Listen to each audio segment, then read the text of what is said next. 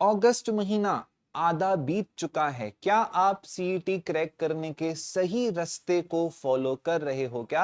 आज की इस वीडियो में हम करेंगे आपकी प्रिपरेशन का कंप्लीट ऑडिट एंड आपको पता चलेगा क्या आप सही रास्ते पे हो या नहीं हो एंड कैसे अपनी गलतियों को एंड अपनी मिस्टेक्स को फिक्स करना है विथ सॉल्यूशंस आज हम डिस्कस करेंगे। चैनल को सब्सक्राइब नहीं किया है सो कर देना। Let's start.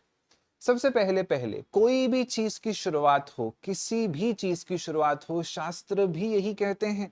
मुझे एक चीज काफी अच्छी लगी आपके बैच के बारे में कि आप लोग पढ़ाई के साथ साथ मेरी भगवत गीता सीरीज जो पूरे मतलब हमारे स्टूडेंट्स कम्युनिटी में फेमस है फ्रॉम लास्ट 5 इयर्स।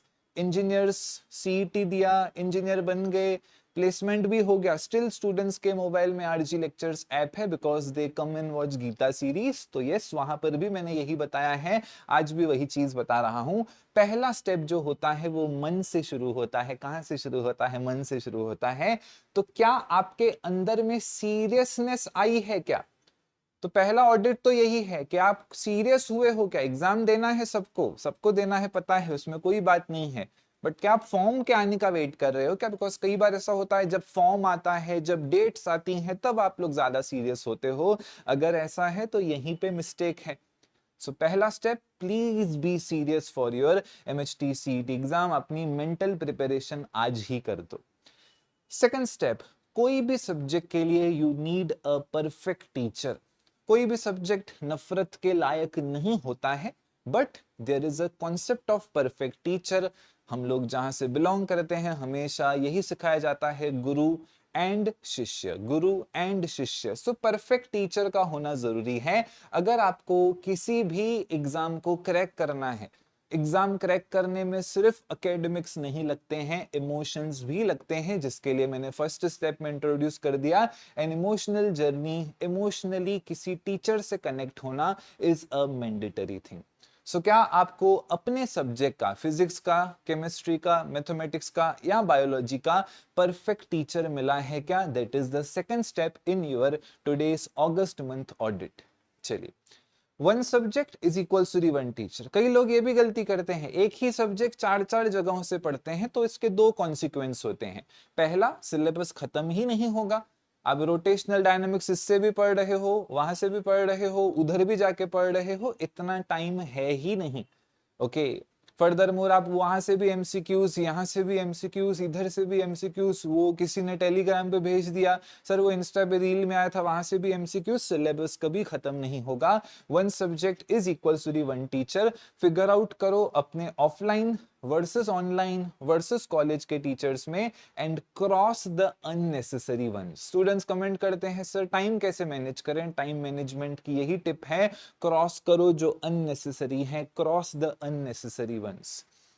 चौथी टिप हो जाती है, which subject is the strongest. पता लगाओ, या आपको पता चल चुका होना चाहिए अगस्त मंथ में कि विच subject is the strongest. Physics आपकी ताकत है या मैथमेटिक्स आपका पावर है या केमिस्ट्री आपकी ब्लेसिंग है? क्या आपका ब्लेस्ड सब्जेक्ट है जिसमें आप बहुत ज्यादा होशियार हो? वो सब्जेक्ट को चूज करो एंड उसमें चौथे गियर में गाड़ी डाल के measure of the chapters cover कर दो। क्या कर दो? ज्यादा मात्रा में चैप्टर्स कवर कर दो। उससे क्या होगा? आपको अपने एकेडमिक जर्नी में कॉन्फिडेंस आएगा। क्या आएगा? अपने एकेडमिक जर्नी में कॉन्फिडेंस आएगा।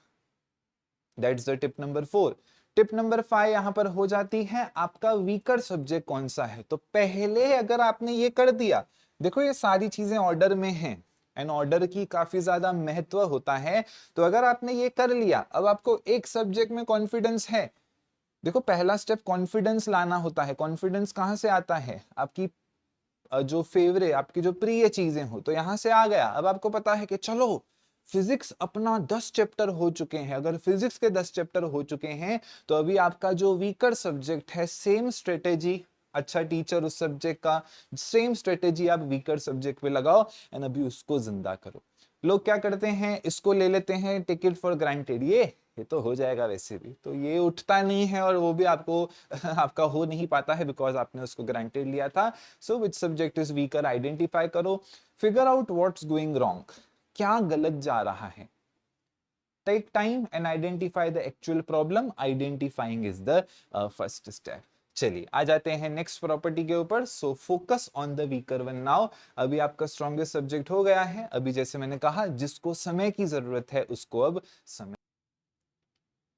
Next step is equality. अब आपको स्ट्रॉन्ग सब्जेक्ट आपने अच्छा खासा कर दिया, वीक सब्जेक्ट को आप जिंदा करके आए हो। अब एक मिनिमम नंबर ऑफ चैप्टर्स को फिक्स करो। कोई स्टूडेंट बोलेगा 6 चैप्टर, कोई स्टूडेंट बोलेगा 8 चैप्टर।